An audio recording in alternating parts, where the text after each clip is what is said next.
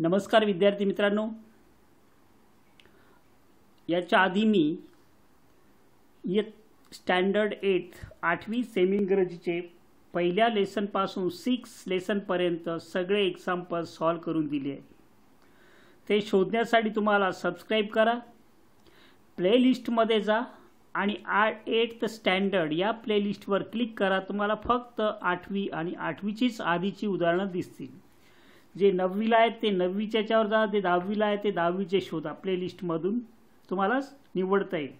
माझे भरपूर व्हिडिओ आहेत, 400च्या वर आहे, जवळजवळ 450च्या वर व्हिडिओ आहेत। तुम्हाला त्यामधून शोधता यायला पाहिजे, यासाठी हे सगळं सांगतोय मी। आज आपण standard 8th mathematics lesson 7 variation practice set 7.1 example. याच्या आधी आपण कालच्या व्हिडिओमध्ये 2 एक्झाम्पल बघितले आहेत, पहिला आणि दुसरा। हा तिसरा आहे। हा परीक्षेमध्ये विचारला जाऊ शकतो, त्यापेक्षा नीट समजून घ्या, कन्सेप्ट क्लियर करा।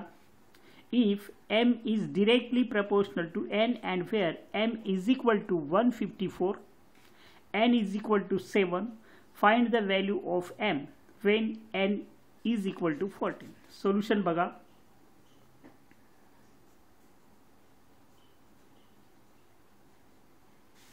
काय दिलं आपल्याला? फर्स्ट सेंटेन्स बघा, if m is directly proportional to n, m is directly proportional to n, हे गिवन आहे।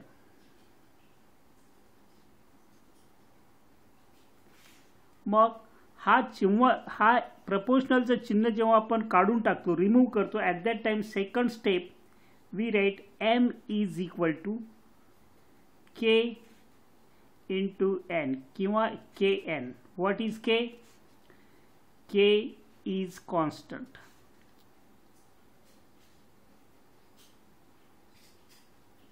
कळलं? k कॉन्स्टंट आहे। मग गिवन व्हॅल्यूज पुट करायचे आहे।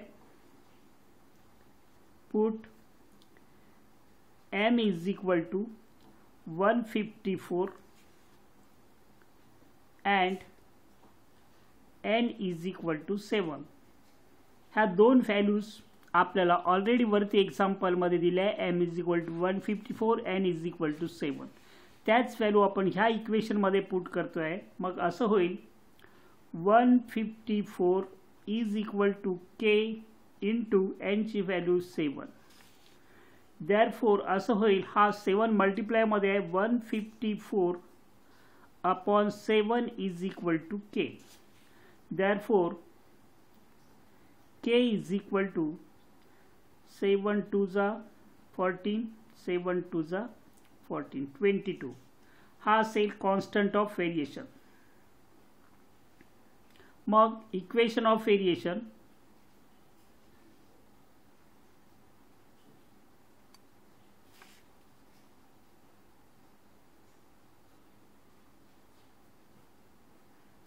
इक्वेशन ऑफ व्हेरिएशन म्हणजे k ची यामध्ये व्हॅल्यू ठेवायची आहे। m is equal to 22 into n। याला 1 नंबर देऊ आपण। मग किंवा गरज नाही, अगेन पुट करायचं आपल्याला।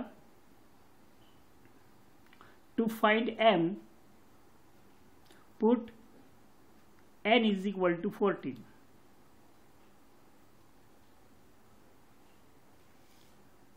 इन इक्वेशन 1 नाही गरज, काही गरज नाही, डायरेक्ट लिहू शकता तुम्ही। therefore m is equal to 22 into 14। therefore m is equal to मिळेल आपल्याला किती? 14 2s 28, 28 plus 2 30। हे झालं m ची व्हॅल्यू। ही आपल्याला कॅल्क्युलेट करायची होती, 308। यानंतर आपण चौथं एक्झाम्पल घेत नाही, जसं आपण दुसरं सॉल्व केलंय तसंच ते आपण डायरेक्ट एक्झाम्पल घेतोय 5वं। तुम्हाला वाटलंच गरजच पडली तर मी ते उदाहरण देईल। कोणतं? चौथं, पण वाचून बघा, त्याप्रमाणे सोडवता येते का। Example 5th, y varies directly as square root of x, sentence नीट वाचा, square root of x when x is equal to 16, y is equal to 24, find the constant of variation and equation of variation. दोन गोष्टी आहेत, ह्या कसं सोडवायचं लक्ष द्यायचं आहे.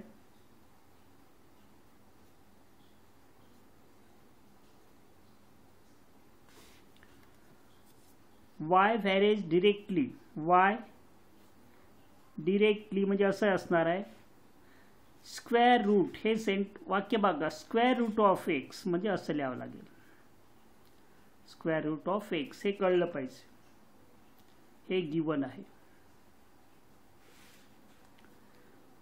पुट यामध्ये नाही, therefore y is equal to, तुम्हाला एक सांगितलं, हा जेव्हा काढतो आपण k into root x, k is constant,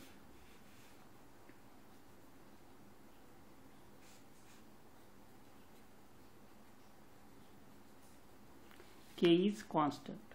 मग आता पुट करायचं आहे, काय पुट करायचं आहे, x is equal to 16 and y is equal to 24. यामध्ये y इज इक्वल टू म्हणजे इथे 24, त्यानंतर आहे is equal to next k into under root एक्सची value 16, 24 is equal to k into 4, square root of 16, 4. Therefore 24 upon 4 is equal to k, therefore k is equal to 6. Find the constant. Constant of variation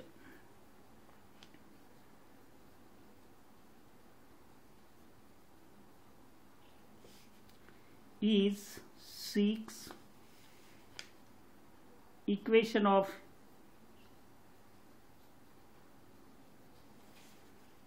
variation काय असणार आहे, याच्यामध्ये k ची value ठेवायची, कोणती, y is equal to k ची value किती आली आहे, 6 अंडर रूट एक्स. हा झाला equation of variation, y is equal to 6 root x.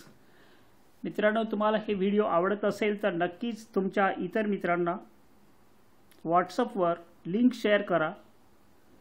अनेक भागामध्ये आज बघतो मी, अनेक क्लास लावण्याची गरज पडते, क्लाससाठी फी भरावी लागते किंवा त्यांचे ॲप डाउनलोड करा. आपला असा चॅनल आहे की ज्यामध्ये तुम्हाला कोणत्याही प्रकारची फी पे करायची नाही आहे. कधीही बघा, कधीही शिका. Best of luck.